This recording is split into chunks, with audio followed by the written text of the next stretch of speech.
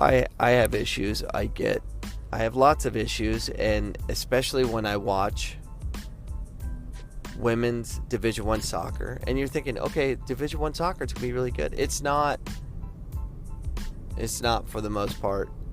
I'm watching a game last night, and I see it all the time, but I'm just screaming at the TV at these poor young women who can't hear me. Just screaming at them. Why in heaven's name would you use your thigh to bring the ball down in the manner that you do? And then I would go on screaming, who is your club coach? This is why you shouldn't play for club soccer. These Division I athletes pay a lot of money to supposedly make it Division I. It did nothing for them. Nothing. They're already athletic. They're already fast.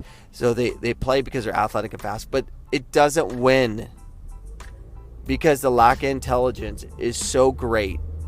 It blows my mind. So here's the one example that really bothers me more than a lot of things, is when the ball rises to the peak of its height, but because of gravity, it zeroes out and comes back to earth. Now imagine it being about head height. So the ball is head height. That's about high as it goes. And it starts traveling down.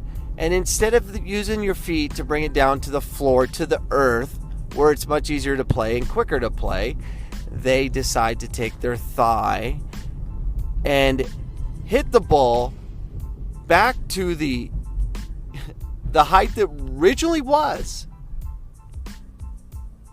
to then use their foot to get it down, which they don't even do that. They let it bounce on the ground, and then they try to play from there.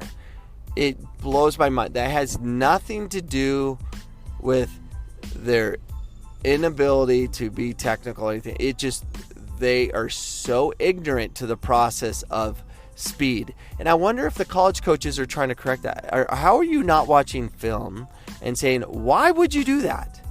Don't do it again. Go outside, do that, do it 1,000 times and fix that, because it is so bad. So bad. I mean, these are things I see that everyone should see. Parents, you don't even have to play soccer to know how dumb that is. To literally try to settle the ball by striking it back in the air for juggling. Now, this isn't like they're trying to juggle over someone. They literally, for whatever reason, are programmed to strike the ball back up where it came from to make life that much more difficult to play the game. It's so silly. Can you please stop doing that? Stop it. Get the ball settled so you can combine it. This is what bothers about me. My daughter is extremely technical, and she plays for Seattle U. But if the girls don't settle the game and play the right way, she's going to have a hard time fitting in. Because she's a technical player. She'd be better off playing with guys. And that's a problem we have in that, it's hard to pick up technical players because it's all goofed up by a bunch of athletes that can't play. So all you athletes, learn how to control the dang ball. Kills me. But seriously, how does that make sense? Parents, if it's simple math. The ball is in the air. Say the ball is hovering chest height for your daughter, and it's slowly going down to the ground. Why would you hit it back up to have it take more time? It's time. Obviously, you ride the ball. It's easier to play the game when the ball is on the ground, settled. But our females of the game are having a really hard time of settling the ball. Mainly because they don't love the game as a whole. They don't manipulate the ball. There's very few women out there that actually love the game to the point where they're actually always on the ball, understanding the ball, trying to figure it out. And the other thing is injuries. Girls are high risk of having ACL injuries and all those things. So to avoid ACL injuries, you need to be on 2 feet. It's when you're on 1 foot constantly, putting putting yourself off balance, that puts you at risk. So think about it. I mean, if you watch the women's game, they are violent. I don't know how many times they're allowed to go through players. They're allowed to tackle from behind. No cards given. I mean, it is so bad that that's allowed in the women's game. The men's game, it's like you're booked right away, but not the women's. And I'm not attacking it.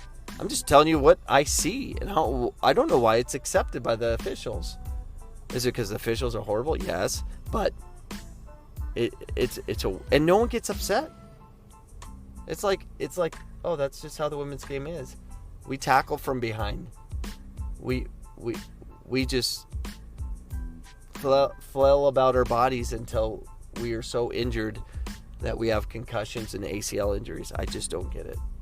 Where's the intelligence?